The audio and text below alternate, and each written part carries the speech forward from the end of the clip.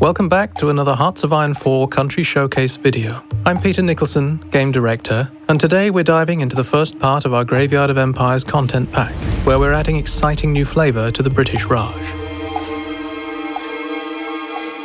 In 1936, India was still under British rule, with its independence movement gaining momentum after World War I. Leaders like Nehru, Gandhi and Jinnah faced British resistance while poverty persisted. In World War II, India contributed 2.5 million volunteer soldiers, but faced controversy as local leaders were ignored or imprisoned. Some, like Subhas Chandra Bose, sided with the Axis, aiding Japan's invasion of Burma and India before being halted at Imphal.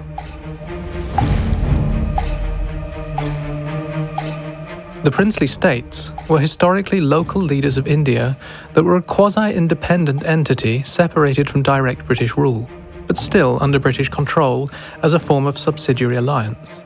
As long as they supported the crown, they could rule over their states. In the game, this is represented as high-compliance, non-core land, with ways to core it introduced later. Initially, we considered making them puppets, but this led to complications with subjects having their own subjects, which didn't feel like it fit well into the main system. Instead, the princes can appear later through specific events and decisions. Burma, culturally distinct, was officially separated from the Raj in 1937. In-game, this makes it a UK colony, forcing the Raj to rely more on natural defences against Japan and Siam.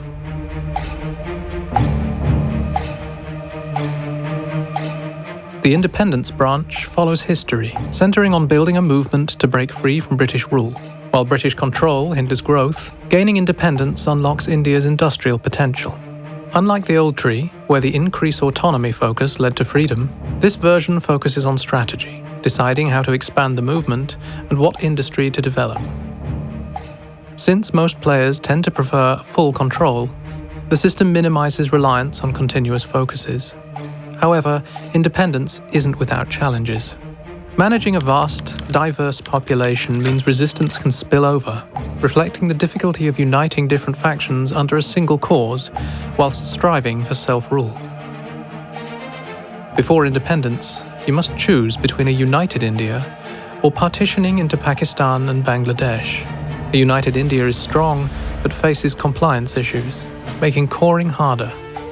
The historical two-nation theory leads to partition, with some princely states becoming independent. You can pressure or attack them, potentially causing a Kashmir-like split.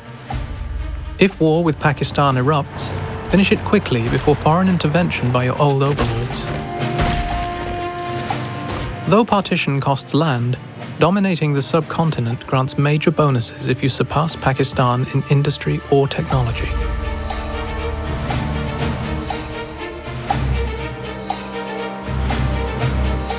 If you follow the League Against Gandhism and the Forward Bloc path, Subhas Chandra Bose becomes your leader, taking a militant stance against the British. The war for independence begins with "Give me blood and I will give you freedom." Which states join depends on resistance. Higher resistance means more support. You can boost this by promoting resistance or by uncoring states, which will be restored after the war starts.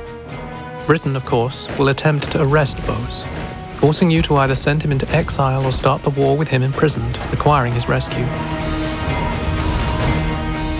You can seek Japanese support, infiltrate British holdings, or use other tactics to weaken the UK. Once the UK-aligned Raj capitulates, you can white peace out to avoid an endless war. With the British gone, you can decide between keeping Bose or switching to Vinayak Savarkar as leader. This path flips the resistance system, turning local unrest into a weapon for India's independence. The Hindutva branch focuses on forming Akhand Bharat, or Greater India. Following an expansionist path, you target a country, instantly gaining cores on all required states, but you can't claim more until you've controlled them all. For example, claiming Burma gives you cores, but you must conquer Burma before progressing. Savarkar provides bonuses on claimed cores, quicker justifications, and the ability to build Hindu militarism through focuses. Once you've conquered the necessary states, you can form Akhand Bharat, granting Savarkar a trait and reducing agrarian society by about a third. Choosing the Netaji branch, Bose will be kept as your leader. You can seek Soviet aid and model parts of your economy on theirs. You also choose how to rule. A militaristic, authoritarian style, or a guided democracy, where you retain control, but elections exist. Ultimately, your goal is to liberate British subjects. Now, let's take a look at the communist branch. In this path, you focus on the communist movement, which was historically suppressed by the British. You stack your cabinet with communists, build support for the movement, and trigger a Royal Navy mutiny, eventually taking control of India. While this avoids direct conflict with the UK, it causes religious groups to leave, strengthening Pakistan. Britain responds by funneling aid to Pakistan to counter growing communist influence. Pakistan becomes a secondary antagonist, which you can annex later, potentially gaining their industry. You can also shape your 5-year plan, either following a Soviet model or pursuing Indian socialism. At the start of the game, the Raj faces the Great Depression. You can tie the rupee to the sterling to mitigate the depression's impact, but this causes monetary chaos and volatility. To address this, you can lobby the British to sell parts of India to private investors, transitioning from a country to a corporation. This brings a unique gameplay experience. You're now beholden to taxes. Based on your civilian factories, you'll be slotted into a tax bracket and can pay dividends to investors, removing civilian factories for a boost. Managing civilian factories becomes key to minimizing tax burdens. For example, if you have many factories at the end of the fiscal year, you might reduce them temporarily to avoid higher taxes. Only controlled civilian factories count, and they can be used to buy land, regaining lost territories.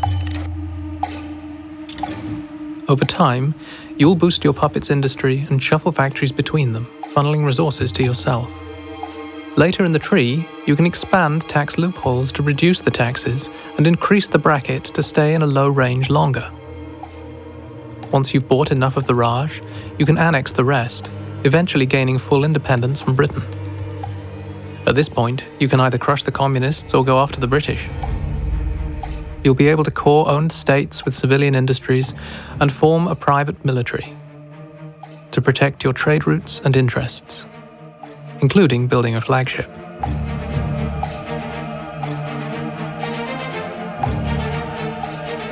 The shared army branches are available for all paths. You'll choose between modelling your doctrine after the United Kingdom or another major power, gaining bonuses. The Raj's extensive railway network has its own sub-branch, speeding up the construction of supply hubs, railways, and infrastructure. Further along, ordnance factories provide extra factories and traits for the MIO. At the end, you'll unlock an upgraded MIO policy. There are also military focuses to improve general tech, particularly for forces in mountainous terrain. Agrarian society still impacts you, but completing local recruitment offices will gradually reduce the malus. You can speed this up with additional focuses or pay a large cost and political power to fully remove it. And with that, we've covered most of the British Raj focus tree. I hope you've enjoyed this glimpse into the Raj's potential paths, and I'm excited for you to experience it firsthand. Next time, we'll take a look at the country showcase for Afghanistan and Iraq.